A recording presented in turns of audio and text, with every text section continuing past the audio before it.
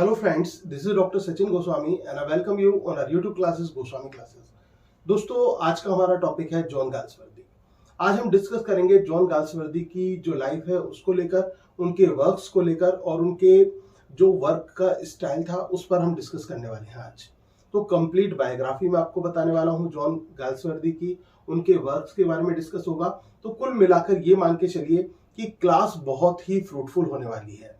अगर आपने इसको ढंग से तैयार कर लिया तो ये मान के चलिए कि 60% आपका जॉन गाल्सवर्दी जो है, जो उनकी बायोग्राफी, उनके वर्क से रिलेटेड जो क्वेश्चंस आते हैं वो आपके तैयार हो गए हैं।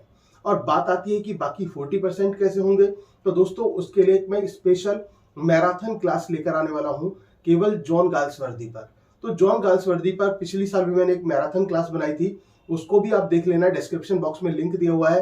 वो भी बहुत ही आपके लिए बेनिफिशियल क्लास है और इसके साथ साथ दोस्तों ये क्लास भी आपके लिए बहुत अच्छी होने वाली है।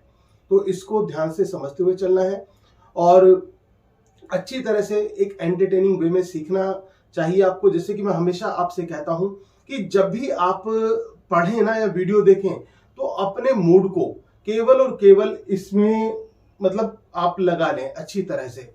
अगर आपका माइंड कहीं डाइवर्ट हो रहा है, दूसरी तरफ भटक रहा है, तो मैं आपको सलाह दूंगा कि आप ना पढ़ें, क्योंकि उस समय पढ़ना बेटर होता है जब हमारा जो माइंड है वो कंसंट्रेट कर सके उस चीज को जिसको हम पढ़ने जा रहे हैं।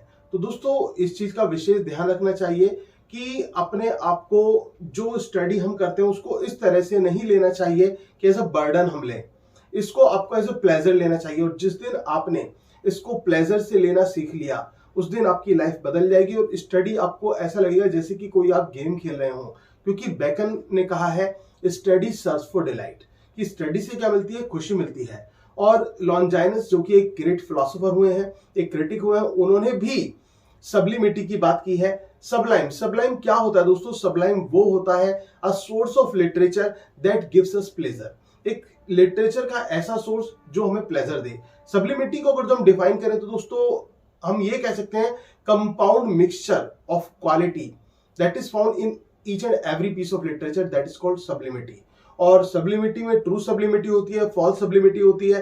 तो दोस्तों आपको ट्रू सब्लिमिटी को फॉलो करना है। ट्रू सब्लिमिटी एक ऐसी चीज जो आपको सबक दे, ऐसी चीज जिससे आपको कुछ सीखे। और जॉन गाल्सवर्दी आपको पता ही है कि आपके लिए कितना जरूरी है इनको पढ़ना, तो ये आपके लिए ट्रू सब्लिमिटी का काम करेगा। तो दोस्तों ये तो बात हुई हमारी इसके बारे में कि किस तरह से आपको तैयारी करनी है अपनी, किस तरह से लेकर चलना है। अब बात हम करते हैं जॉन गाल्सवर्दी की। जॉन गाल्सवर्दी की जो लाइफ है उसके बारे में हम डिस्कस करेंगे। दोस्तों जैसे कि आप देख रहे हैं जॉन गाल्सवर्दी, इनका बर्थ 1867 में हुआ था और 1933 में इनकी डेथ हो गई थी। जॉन गाल्सवर्दी जो कि एक फेमस प्ले राइट थे और इन्होंने जो अपने प्लेज लिखे दोस्तों वो सोशल इश्यूज पर ज्यादा लिखे थे। किस पर लिखे थे? सोशल इश्यूज पर इन्होंने अपने प्ले लिखे थे। और स्पेशली जो फोकस था जॉन गाल्सवर्दी का वो था अपर मिडिल क्लास सोसाइटी को लेकर। अपर मिडिल क्लास सोसाइटी को लेकर इन्होंने फोकस किया था प्लेज में। और इनके जो प्लेज हैं वो प्रॉब्लम्स को भी दर्शाते हैं, just like the plays of GB Shaw. जैसे जॉर्ज बर्नार्ड शाह लिखते हैं ना, वो प्रॉब्लम प्लेज लिखते हैं, उसी पैटर्न में आपको जो गाल्सवर्दी हैं इनके भी प्लेज में आपको वो जो प्रॉब्लम्स हैं, सोशल प्रॉब्लम्स, वो आपको दिखाई देंगी। इसके अलावा दोस्तों सोशल इश्यूज पर ये बात करते हैं, वीमेन एक्सप्लॉयटेशन पर ये बात करते हैं, लेबर क्लास प्रॉब्लम पर ये बात करते हैं। और जो एक कॉन्फ्लिक्ट है, एक क्लैश है, किसमें? अपर और लेबर क्लास में, यानी कि कैपिटलिस्ट और लेबर क्लास में, उसके ऊपर भी इसमें हमें देखने को मिलता है। और ये बात करते हैं class of justification, class of justice की बात करते हैं जॉन गाल्सवर्दी। तो बहुत सारे इनके जो थीम्स हैं जो मैंने आपके साथ डिस्कस किए, इस तरह से जॉन गाल्सवर्दी की थीम्स हमें देखने को मिलती हैं इनके प्लेज में। और आपको पता ही है कि जॉन गाल्सवर्दी जो है वो एक Nobel prize winner playwright है। तो इनके बारे में, इनकी लाइफ के बारे में बारीकी से समझते हुए चलिए, एक एक पॉइंट को समझते हुए चलिए। तो आप इस स्लाइड को आप देखेंगे, इससे आपको अच्छी तरह समझ में आएगा। और दोस्तों अगर जो आप इसको पीडीएफ में भी लेना चाहते हैं तो आप हमारी ऐप से, जो कि प्ले स्टोर पर अवेलेबल है, वहां से आप इसको डाउनलोड कर सकते हैं। John Galsworthy was born at Kingston Hill in Surrey, England. His father's name was John Galsworthy. दोस्तों सबसे पहले तो आपको ये समझना चाहिए इनका जो बर्थ हुआ था, कहाँ हुआ था? किंगस्टन हिल पर हुआ था। किंगस्टन हिल पर हुआ था और कहाँ? सूरे इंग्लैंड में। इनके फादर का नाम क्या था? इनके फादर का नाम था जॉन गाल्सवर्दी। और यही कारण है आपको मालूम हो कि इनका जॉन सेंट जॉन, ठीक है ना, जो सुडोनियम नेम जॉन सेंट जॉन के नाम से भी जाना जाता है। जॉन सेंट जॉन अगर जो आपको याद जाए, डिस्क्राइब कीजिए कि what do you mean by the term John Saint John, तो आपका आंसर होगा जॉन सन ऑफ जॉन, क्योंकि इनके फादर का नाम भी क्या था? जॉन गाल्सवर्दी था। मदर का नाम क्या था? ब्लैंसी बेली इनकी मदर का नाम था। He belong to a prosperous family. इनका जो परिवार था वो बहुत ज्यादा समृद्ध परिवार था। ऐसा नहीं कह सकते कि ये बहुत, क्योंकि अधिकतर आप राइटर्स को देखते हैं कि निचले परिवार से आए थे और बाद में प्रॉस्पर हुए, लेकिन इनके बारे में बात करें तो ये शुरू से ही प्रॉस्पर फैमिली को बिलोंग करते थे, एक अच्छे खासे परिवार को बिलोंग करते थे। इनकी बहुत बड़ी प्रॉपर्टी थी कहां पर? किंगस्टन अपॉन थेम्स पर। इनकी बहुत बड़ी प्रॉपर्टी वहां पर थी। इनके पेरेंटल प्रॉपर्टी हम इसको कह सकते हैं, माता पिता की। और जो इनकी प्रॉपर्टी दोस्तों, वो इस समय अगर जो हम देखें तो वहां पर 3 स्कूल्स हमें देखने को मिलते हैं। वो 3 स्कूल कौन कौन से हैं? एक तो मैरी माउंट इंटरनेशनल स्कूल है, दूसरा रॉकवे प्रिपरेटरी स्कूल है, और तीसरे की बात करें तो होली क्रॉस स्कूल है। इसको आप शॉर्ट में कैसे याद करें? मैरी रॉक हॉली, मैरी रॉक हॉली, मैरी रॉक हॉली। इस तरह से आप इसको शॉर्ट में ट्रिक में तैयार कर सकते हैं। कहने का मतलब जो इनकी पेरेंटल प्रॉपर्टी थी, वहां पर आज हमें 3 स्कूल देखने को मिलते हैं, short trick, Mary, rock, holy. इस तरह से आपको याद हो जाएगा। अब इसके बाद दोस्तों he attended harrow and new college Oxford. इन्होंने जो पढ़ाई की वो कहां से की? हैरो और न्यू कॉलेज ऑक्सफोर्ड से इन्होंने स्टडी की थी। आई होप कि आपको इतना क्लियर हो गया होगा। एक बार फिर से जो मैंने अभी तक पढ़ा है उसको समझिए। जॉन गाल्सवर्दी का बर्थ कहां हुआ? किंगस्टन हिल, सूरे इंग्लैंड में हुआ। इनके फादर का नाम क्या था? जॉन गाल्सवर्दी था। मदर का नाम ब्लैंचे बेली था और ये प्रॉस्परस परिवार को बिलोंग करते थे। किंगस्टन अपॉन थेम्स में इनकी बहुत बड़ी प्रॉपर्टी थी और आज वो 3 स्कूल्स की साइट हमें देखने को मिलती है। ट्रिक मैंने बता दी, मैरी, रॉक, हॉली। इस तरह से आप इनको याद कर सकते हैं। और इन्होंने हैरो और न्यू कॉलेज ऑक्सफोर्ड को इन्होंने अटेंड किया था। अब बात करते हैं दोस्तों ट्रैवलिंग और इनकी फ्रेंडशिप को लेकर। इन्होंने जो लॉ स्टडी की कहां पर? ऑक्सफोर्ड में स्टडी की थी। इसके बाद late trained as a barrister and was called to the bar in 1891। इस चीज को समझना, इन्होंने बार को कब अटेंड किया? बार में कब बुलाया गया इनको? 1890 में, सॉरी मैं 91 बोल गया, 1890 में इन्होंने बार को अटेंड किया। He also travelled abroad. ये अब्रोड भी ट्रेवल करते थे, फादर के बिजनेस के चक्कर में जाते थे। और दोस्तों इसी में आपको मैं एक छोटा सा किस्सा बताऊं। इनकी मुलाकात जोसेफ कॉनरेड, जिनको आप जानते हैं हार्ट ऑफ डार्कनेस, जिनका फेमस नॉवेल है, एक बहुत ही फेमस नॉवेलिस्ट है, उनसे इनकी मुलाकात हुई थी। ऑस्ट्रेलिया में इनकी मुलाकात हुई थी और दोनों बहुत बहुत क्लोज फ्रेंड हो गए थे। कौन? जॉन गाल्सवर्दी और जोसेफ कॉनरेड। तो अब आगे देखें कि मैंने आपको बताया कि ट्रैवल ये अब्रोड जाया करते थे, विदेश जाया करते थे to look after the family shipping business. किस चीज के लिए? फैमिली का जो इनका शिपिंग बिजनेस था उसके सिलसिले में ये अब्रोड जाया करते थे। ड्यूरिंग दीज ट्रेवल्स, इन यात्राओं के दौरान, ही मेट जोसेफ कॉनरेड। इनकी मुलाकात किससे हुई? जोसेफ कॉनरेड से हुई। जोसेफ कॉनरेड जो कि एक फेमस नॉवेलिस्ट माने जाते हैं, उनसे इनकी मुलाकात हुई। और कहां पर हुई? ऑस्ट्रेलिया में हुई। दोस्तों बहुत ही इंपॉर्टेंट क्वेश्चन है, it's very very important question. अच्छी तरह समझते चलना। वीडियो अच्छी लग रही हो, पढ़ाने का तरीका अच्छा लग रहा हो तो प्लीज वीडियो को लाइक, शेयर और कमेंट करना ना भूलें। अगर आप चैनल पर नए हैं तो प्लीज चैनल को भी सब्सक्राइब जरूर कर दें और जो बेल आइकन है उसको भी हिट कर दें ताकि आपको जो रेगुलर नोटिफिकेशंस है वो मिलते रहें। तो दोनों के दोनों ये बहुत अच्छे फ्रेंड्स हो गए थे। अब इसके बाद इनके लव अफेयर की बात करते हैं। 1895 में, ईयर कौन सा है दोस्तों? याद रख लेना, इट्स 1895। 1895 है। 1895 में he fell in love with एडा नेमेसिस पियर्सन। इनको प्यार किससे हो गया? एडा नेमेसिस पियर्सन से प्यार हो गया। आप जानते ही हैं जो इनके कजिन थे, ठीक है ना, इनके कजिन, उनकी वाइफ थी ये। उनकी वाइफ थी कौन? एडा। तो इनके कजिन की वाइफ थी, who was the wife of his cousin Major Arthur Galsworthy. और उनका नाम क्या था? मेजर आर्थर गाल्सवर्दी थे इनके कजिन। उनकी वाइफ थी एडा। उनसे किसको प्यार हो गया? जॉन गाल्सवर्दी को प्यार हो गया। After her divorce 10 years later, they got married on 23rd September 1905। और फिर उसके डाइवोर्स के बाद में 10 years later इन्होंने 1905 में शादी कर ली। And stayed together until his death in 1933। और 1933 में इनकी डेथ हुई, तब तक ये दोनों एक साथ रहे। They did not have any children, कोई बच्चा इनके नहीं हुआ था। बिफोर देयर मैरिज, दोस्तों ये क्वेश्चन जो है तो नेट लेवल का, लेकिन फिर भी आपको हर लेवल के क्वेश्चंस को बारीकी से समझना चाहिए, चाहे कितनी गहराई का क्वेश्चन क्यों ना हो। आप लिटरेचर के स्टूडेंट हैं तो being the student of literature you must know each and every fact. तो before their marriage they often stayed in a farm house called Wingstone in village of Manhattan Dartmoor. अपनी शादी से पहले जब इनकी मुलाकातें होती थी, मिलते थे, तो कहां पर मिलते थे? फार्म हाउस में मिलते थे। और वो जो फार्म हाउस था दोस्तों वो कौन सा था? वो विंगस्टन था। और कहां पर? In the village of Manhattan Dartmoor. Manhattan Dartmoor village में विंगस्टन नाम का एक फार्म हाउस था। वहां पर उस फार्म हाउस में एडा और जॉन की मुलाकातें होती थी। क्लियर हुआ? आगे चलते हैं।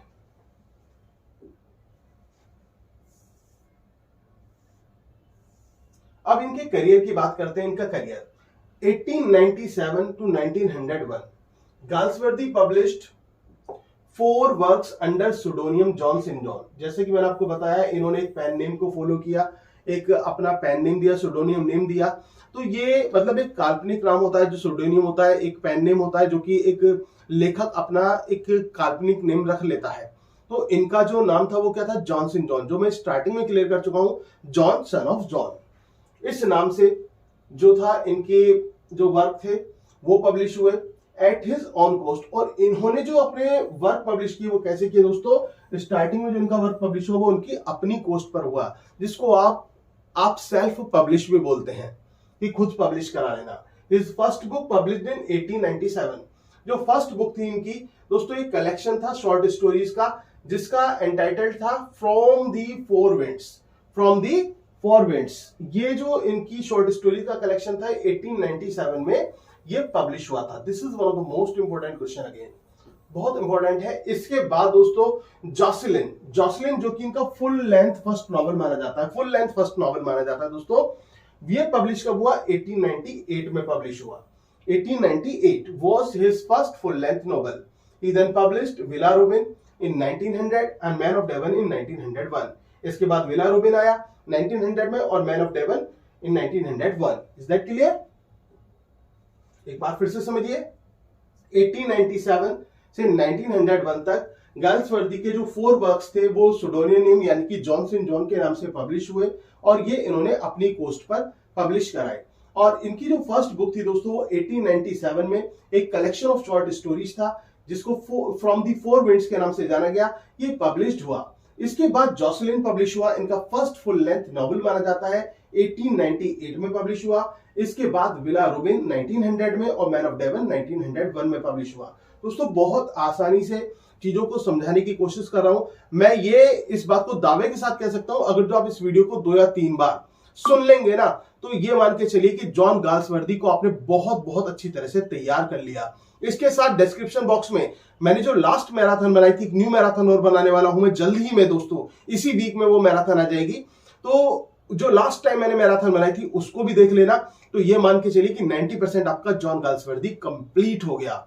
और इसके साथ साथ दोस्तों आपको प्लेलिस्ट, जैसे मैंने जॉन मिल्टन की प्लेलिस्ट दी है ना, जिसमें आप जॉन मिल्टन के सारे वर्क्स स्पेशली यूपी टीजीटी को लेकर है और भी अदर एग्जाम्स में जहां पर जॉन मिल्टन पूछा जाता है, तो उसको अगर जो आपने तैयार कर लिया तो बाहर से कुछ तैयार करने की जरूरत नहीं है। जॉन मिल्टन की ऐसी प्लेलिस्ट मैंने आपके साथ शेयर की थी और जो कि टेलीग्राम चैनल पर भी वो अवेलेबल है। इसके साथ साथ हमारा प्लेलिस्ट सेक्शन है, वहां पर जॉन मिल्टन की प्लेलिस्ट के नाम से है, तो वहां से आप उस पूरी प्लेलिस्ट को कॉपी पेस्ट कर लें अपने उस पर कहीं भी ईमेल पे या अपने व्हाट्सएप पर, और फिर उसको एक एक करके उनकी जो वीडियोस हैं वो भी देखते रहें। इसी तरह से जॉन गाल्सवर्दी की भी देने वाला हूं, विलियम शेक्सपियर की भी दूंगा, विलियम वर्ड्सवर्थ की भी दूंगा और पीजीटी के राइटर्स की भी आपको प्लेलिस्ट मिलेगी। दोस्तों मैं आपके साथ मेहनत कर रहा हूं, आप भी अच्छा रेस्पॉन्स दें। आपका रेस्पॉन्स कैसे आएगा दोस्तों? आपको अच्छा रिजल्ट लाना है, क्योंकि आपका जब रिजल्ट आएगा आपका नाम होगा तो उसी में मेरा नाम होगा। और जैसे कि आप जानते हैं कि लास्ट टाइम भी यूपी में सबसे ज्यादा बेस्ट रिजल्ट देने वाला जो इंस्टीट्यूट था वो हमारा ही था। तो बेस्ट रिजल्ट ओरिएंटेड इंस्टीट्यूट से आप जुड़े हुए हैं, तो उम्मीद है कि आप उसी तरह से मेहनत करेंगे और अपना और हमारा दोनों का नाम रोशन जरूर करेंगे। तो ये क्लियर हुआ आपको। और एक इंफॉर्मेशन और मुझे देनी थी, अगर आप हमारे वन लाइनर नोट्स लेना चाहते हैं जो कि पॉइंट टू पॉइंट नोट्स हैं, अपडेटेड नोट्स हैं, तो आप परचेज कर सकते हैं। अगर जो आपको हार्ड कॉपी में चाहिए तो आप मुझे कांटेक्ट करें मेरे नंबर 9756055255 पर। और अगर आप जो है पीडीएफ में लेना चाहते हैं तो आप हमारी ऐप से पीडीएफ में ले सकते हैं। पीडीएफ फॉर्मेट में आपको वो नोट्स 600 रुपीज के मिलेंगे। और अगर आप हार्ड कॉपी में चाहते हैं और घर पर अपने एड्रेस पर मंगाना चाहते हैं तो दोस्तों वो 1200 रुपए में नोट्स है। अगर आप ग्रामर के साथ चाहते हैं तो 2000 रुपए में आपको वो नोट्स मिलने वाले हैं। तो आपकी चॉइस है कि आप कैसे चाहते हैं। ये क्लियर हुआ। गाल्सवर्दी's फादर डाइड अवे इन 1904। जो जॉन गाल्सवर्दी के फादर थे उनकी डेथ हो गई। और कब डेथ हो गई उनकी? 1904 में। जॉन गाल्सवर्दी के फादर की डेथ कब हुई दोस्तों? 1904 में इनके फादर की डेथ हुई। Later he inherited his father's estate and become financially independent. अब फादर की जो प्रॉपर्टी थी इनके पास आ गई और ये क्या हो गए? फाइनेंशियली पूरी तरह से इंडिपेंडेंट हो गए। Now he had also realised that he was not fit for making a living out of law. अब इनको ये लगने लगा कि भाई जो कानून है मैं कानून के लिए नहीं बना हूं, मुझे अब लॉ नहीं, क्योंकि आपको पता है कि लॉ के स्टूडेंट्स थे। और लेकिन बाद में इनको रियलाइज हो गया मैं कानून के लिए फिट नहीं हूं। तो इन्होंने डिसाइड किया कि मैं पूरी तरह से कानून को छोड़ दूंगा और छोड़ भी दिया। और फिर इन्होंने पूरा का पूरा अपना डेडिकेशन किसको दिया? राइटिंग को दिया। He decided to devote all his time to writing. Clear? I hope it must be crystal clear to you. इसके बाद दोस्तों इन 1904 में हम बात करते हैं। गाल्सवर्दी जो थे इनका फर्स्ट नॉवेल जो था वो इनके नाम से, खुद के अपने नाम से पब्लिश हुआ। इनका फर्स्ट नॉवेल जॉन गाल्सवर्दी का, जिसका नाम था आइलैंड फेरिसेस। क्या नाम था? Island Pharisees. The stories about an unusual young man called Richard Shelton. और ये जो आइलैंड फेरिसेस था ये स्टोरी किसकी थी? ये स्टोरी थी एक यंग मैन की जिसका नाम क्या था? रिचार्ड शेल्टन उसका नाम था। तो रिचार्ड शेल्टन की ये स्टोरी थी। आई होप कि इतना क्लियर हो। John Galsworthy considered this book to be one of his most important works. और जॉन गाल्सवर्दी को अपनी ये जो बुक थी दोस्तों अपने मोस्ट इंपोर्टेंट वर्क्स में लगती थी। कौन सी? जो आपका द आइलैंड फेरिसेस था, जॉन गाल्सवर्दी का लिखा हुआ, जो कि 1904 में पब्लिश हुआ। और इनका फर्स्ट नॉवल था जो कि इनके अपने नाम से पब्लिश हुआ।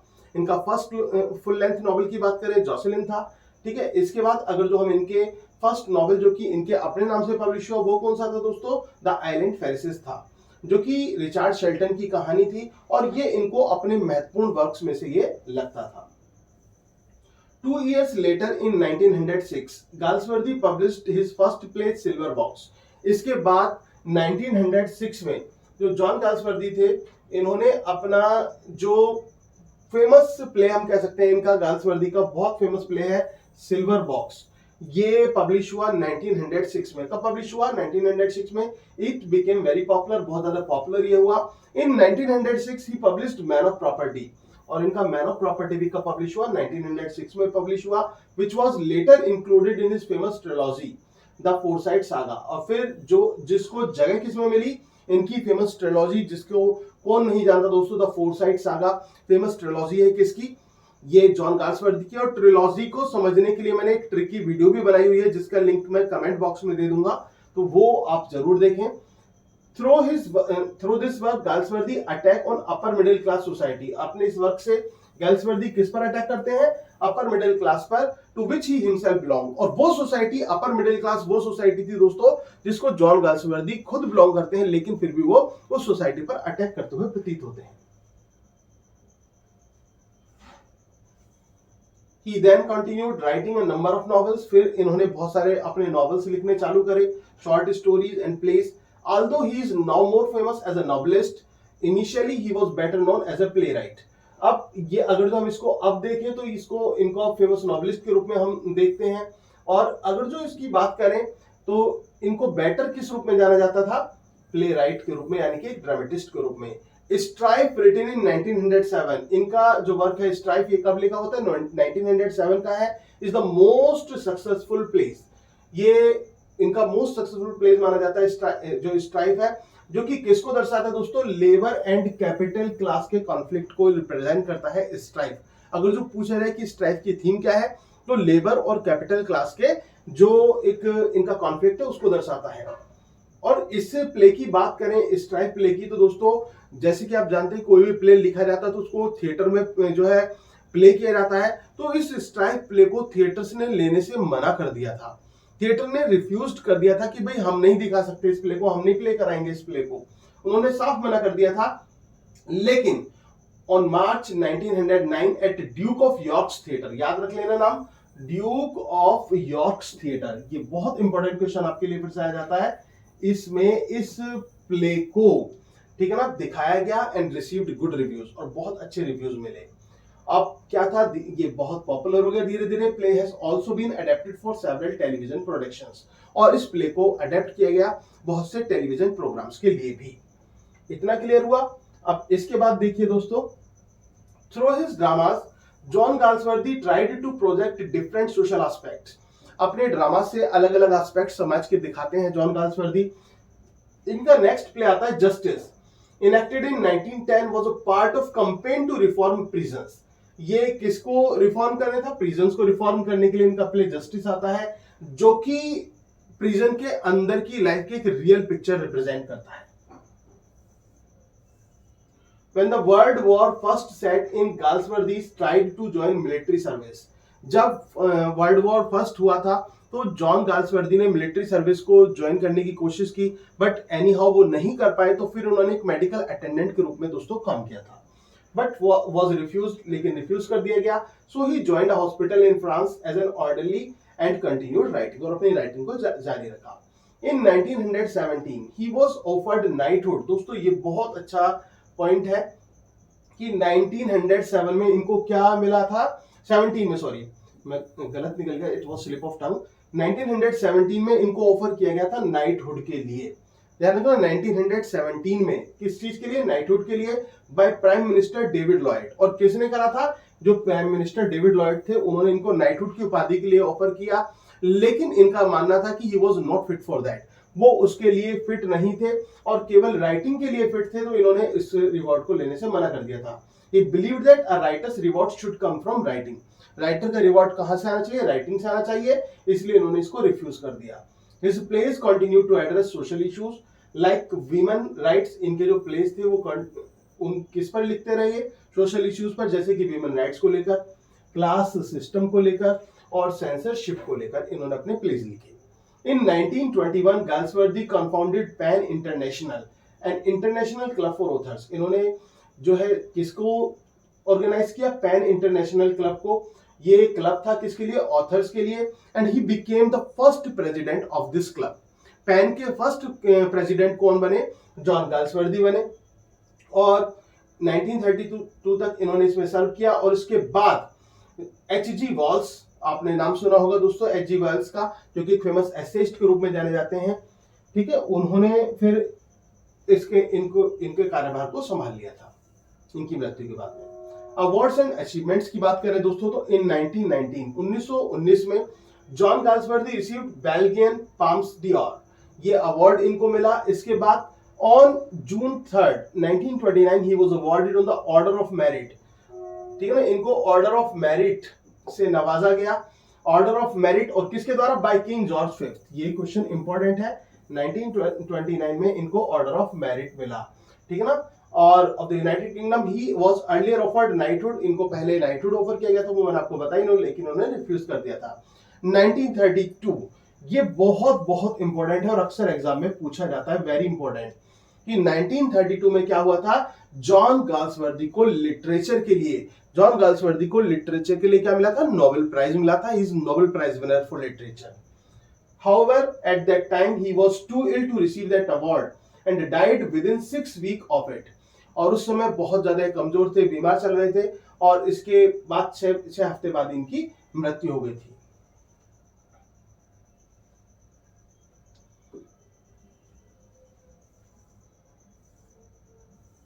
अब इनकी मृत्यु के बाद दोस्तों इनकी मेमोरियल के रूप में क्या है, a memorial was erected in his honour at the Highgate new cemetery in North London.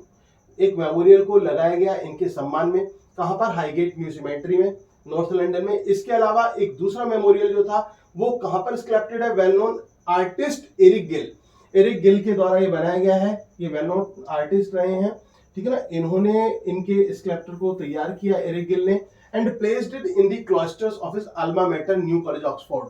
इनका जो अल्मा मैटर यानी कि उनका जो विद्यालय था, इनका जो कॉलेज था, न्यू कॉलेज ऑक्सफोर्ड में, वहां पर इसको लगाया गया। इसके साथ साथ दोस्तों, in Kingston a road and hospital have been named after Galsworthy. बहुत इंपॉर्टेंट पॉइंट है, बहुत गहराई में दोस्तों आपको समझा रहा हूं, गहराई से क्वेश्चंस निकाल कर लाया हूं। बहुत इंपॉर्टेंट क्वेश्चंस है, बहुत इंपॉर्टेंट पॉइंट्स हैं, एग्जाम के पॉइंट ऑफ व्यू से बहुत बहुत फ्रूटफुल क्लास है। अगर क्लास अच्छी लगी तो प्लीज जो वीडियो है उसको लाइक जरूर कर दें। इसके साथ साथ अगर आप नोट्स भी परचेज करना चाहते हैं तो आप नोट्स, वन लाइनर नोट्स हमारे ले सकते हैं, जिसके लिए आपको कॉन्टेक्ट करना होगा मेरे नंबर 9756055255 पर, या फिर आप हमारी app doctor S Goswami classes से भी आप जो नोट्स हैं वो परचेज कर सकते हैं। इसके बाद दोस्तों, मैंने आपको बताया था Kingston university has also made a new building for his name. Kingston university में एक बिल्डिंग इनके नाम पर ही बनाई गई, जॉन गाल्सवर्दी के नाम पे। अब इसके बाद देखिए, आफ्टर गाल्सवर्दीज डेथ, गाल्सवर्दी की डेथ के बाद the popularity of his works begin to decline. इनके वर्क्स की जो पॉपुलैरिटी थी वो गिरने लगी। But interest in his literary works started once more when in 1967 the television adaptation of the Forsyte saga by BBC became very famous। दोस्तों बहुत important point है, इनकी पॉपुलैरिटी गिरने लगी थी, ग्राफ गिरने लगा था, लेकिन जब फोरसाइट सागा को बीबीसी के द्वारा किस में लिया गया, एक टेलीविजन एडेप्शंस के रूप में लिया गया, तो दोस्तों ये बहुत बहुत पॉपुलर हो गया। और इनकी जो पॉपुलैरिटी थी, एक बार इनका जो पॉपुलैरिटी का ग्राफ था वो फिर से ऊपर चला गया आफ्टर हिज डेथ। अब इनके वर्क्स की बात करें दोस्तों, तो ये जो लिस्ट है ये आपको पीडीएफ में हमारी ऐप से मिल जाएगी। आप इस जो पूरी पीडीएफ है उसको आप डाउनलोड कर सकते हैं हमारी ऐप से। और इसमें जो वर्क्स है दोस्तों, ये तो आपको अपने आप ही तैयार करने होंगे, लेकिन इनमें अगर जो हम इंपॉर्टेंट की बात यहाँ पर बात करते चले तो the salvation of a Forsyte, the man of property, Indian summer of a Forsyte, in chancery, awakening, the silver spoon, passer by, maid in waiting, flowering wilderness, ये इनके इंपॉर्टेंट यहाँ पर वर्क्स आते हैं। इसके बाद from the four winds, Jocelyn, villa Rubin, island paradise, silver box, the country house, fraternity, और ये कोई कठिन नहीं है, एक दो बार आप पढ़ोगे ना तो दिमाग में बिल्कुल बैठ जाएंगे। स्ट्राइफ, जॉय, जस्टिस, ये जो फेमस वर्क्स हैं, the pigeon, the eldest son, quality, जो कि एक ऐसे है, तो ये फेमस वर्क्स हमें देखने को मिलते हैं किसके, जॉन गाल्सवर्दी के। तो ये तो आपको अपने आप जो है तैयार करने होंगे, इनकी लिस्ट को आपको 2-3 बार लेकर देखना है तो तैयार हो जाएंगे दिमाग में। Skin game, the family man, loyalties, ये बहुत इंपॉर्टेंट इनके वर्क्स यहां पर हैं, ये आपको तैयार करने हैं, इनके वर्क्स को आपको देखना है। अब हम बात करते हैं डेथ की, तो जो जॉन गाल्सवर्दी थे इनकी डेथ की बात कर लेते हैं। Galsworthy passed the last 7 years of his life at Bury in West Sussex। आपको पता है कि 1933 में इनकी डेथ हो गई, और इनकी डेथ का कारण क्या था, ब्रेन ट्यूमर रहा। He died from a brain tumour at his London home. कहां पर, अपने लंदन होम में, ग्रोव लॉज, हेम्पस्टीड में। As per his will he was cremated at Woking and his ashes were scattered over the south downs from an aeroplane। इनकी जो इच्छा थी वो ये था कि इनकी एशेस को स्कैटर्ड किया जाए, तो ऐसा ही किया भी गया, इनकी एशेस को स्कैटर्ड किया गया था। तो दोस्तों ये थी हमारी जॉन गाल्सवर्दी को लेकर क्लास, जिसमें मैंने आपको जॉन गाल्सवर्दी की बायोग्राफी बताई, इंपॉर्टेंट पॉइंट्स बताए, उनके वर्क्स के बारे में डिस्कस किया, और उनके वर्क्स की जो थीम है उसके बारे में डिस्कस किया, लाइफ से जुड़े हुए बहुत सारे जो पहलू थे उनके बारे में डिस्कस किया। उम्मीद है कि क्लास आपको अच्छी लगी होगी। अगर आप हमारी जो रिकॉर्डेड क्लासेस है, रिकॉर्डेड कंप्लीट पैकेज है यूपी टीजीटी का, वो आप परचेज करना चाहते हैं दोस्तों, वो भी आप परचेज कर सकते हैं, जो कि मात्र 2000 रुपए में आपको पूरी रिकॉर्डेड क्लासेस मिल जाएंगी। और इसके साथ साथ हमारे जो नोट्स हैं, अगर आप उसके साथ इनको परचेज करते हैं तो वहां पर आपको एक स्पेशल ऑफर में मिल जाएगा दोस्तों। नोट्स भी मिलेंगे और क्लासेस भी मिलेंगी। जो आपके नोट्स 2000 रुपए के नोट्स हैं, वहां पर आपको 500 रुपीज और ऐड करके 2500 रुपीज में आपको class, recorded class plus notes दोनों मिल जाएंगे। ये स्पेशल ऑफर है, इसका फायदा उठा सकते हैं। उम्मीद है कि क्लास अच्छी लगी हो, तो प्लीज वीडियो को लाइक, शेयर और कमेंट करना ना भूलें। Thank you very much, yours doctor Sachin Goswami.